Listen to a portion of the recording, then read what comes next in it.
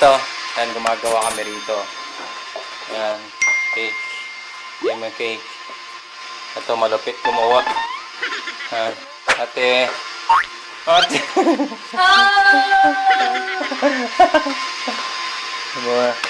Yema cake daw. So, yon mga brad, gumagawa siya ng icing. Nag-icing siya. Yan, si Mrs. Yan. Yan. Yan.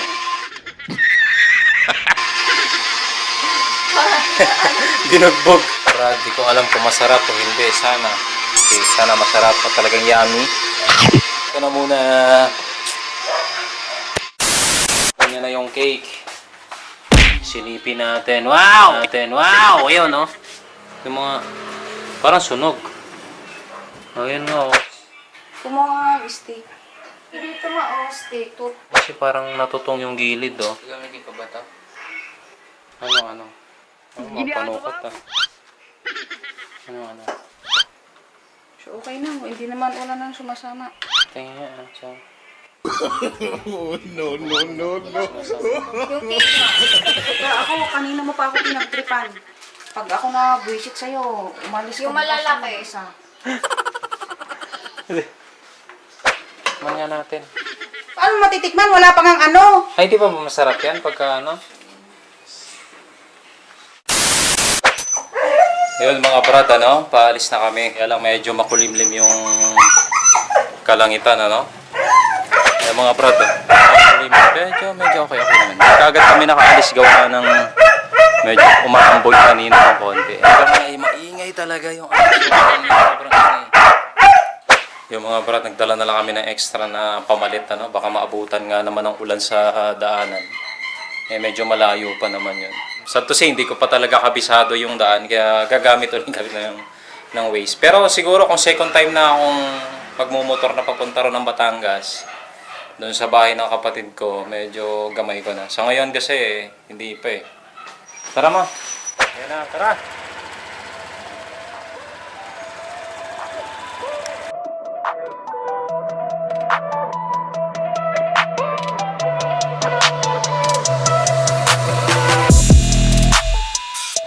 Sa mga brad, ano, inabutan na talaga ng ulan. Kanina, ambon lang eh. Sa mga papatila lang kami ng ulan mga brad. Mamaya lalarga na rin. Sa Concho Road, inabutan na. Tapos yung alas di pa kami nakarating ng Tagaytay ni Mrs. Basa na. Camera.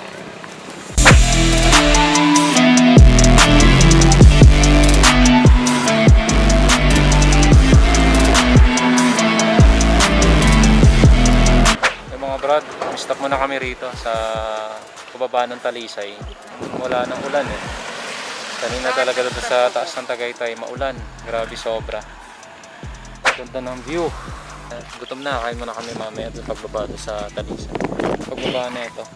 Mga brad, may bangka din doon. Ito pala yung sumabog. No, ayan o. Ito yun diba, yung kalat na... Tara naman! Yung mga brad, medyo yung biyahe namin medyo mahaba. Time check muna. 12:29. Kasi yung problema kasi mga brad, doon sana sa dinaanan namin, yung mabilis yun, yung sa Tanawan. Nga lang problema, magkakapiesta kasi daw kaya nag-checkpoint sila. Bawal, hindi kami pinapasok doon. Kaya umikot kami ng dito sa Laurel.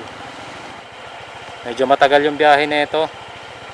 Kaya mga brad, ito na muna. Ayan, pababa kami ng Taal, oh. Uwid na. May gusto ng baka, uwi namin baka. Ayan, baka. Uwid natin yan. Huwag. Baka mamaya makita. Try. Ayan mga brad, mamaya muna.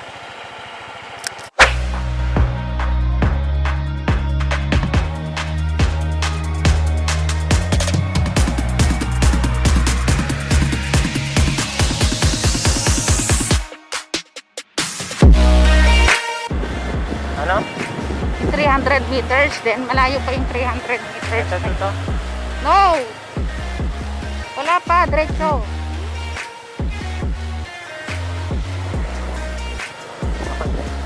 No.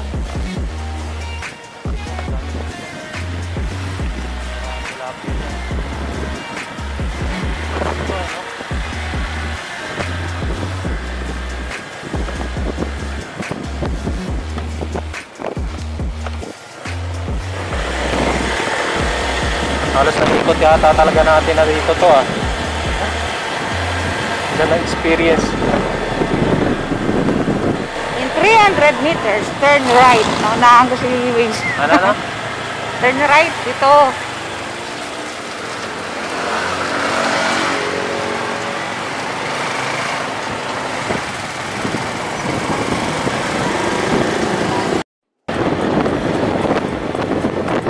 Yan yung vulkan oh.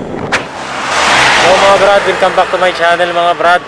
Yan, nakarating kami dito sa, hindi ko alam yung lugar to ah. Baba ng lagpas siya ng Laurel eh. Ito na, ito sa baba na talaga, sa Taal na. Malapit sa dagat eh. Ganda rito mga brad. Laki pala ng bundok na yun oh.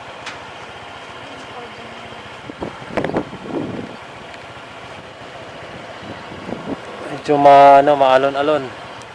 Ito mo no. Yung area niya mga brad oh. Sa dagat na yan. Parang nasunog na talaga siya.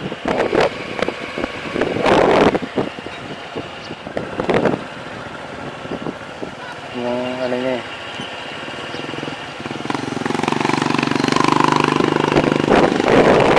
Kinamahal. Mga brad, nakarating na sa sa cemetery ng Rosario mga brad. Yan, makisindi na kami ng kandila sa mama ko kasi birthday niya naman. Yan, nadalaw namin mga brad. Sindi kami ng kandila mga brad. Tapos nagbigay na gano'n kami ng cake niya since birthday niya.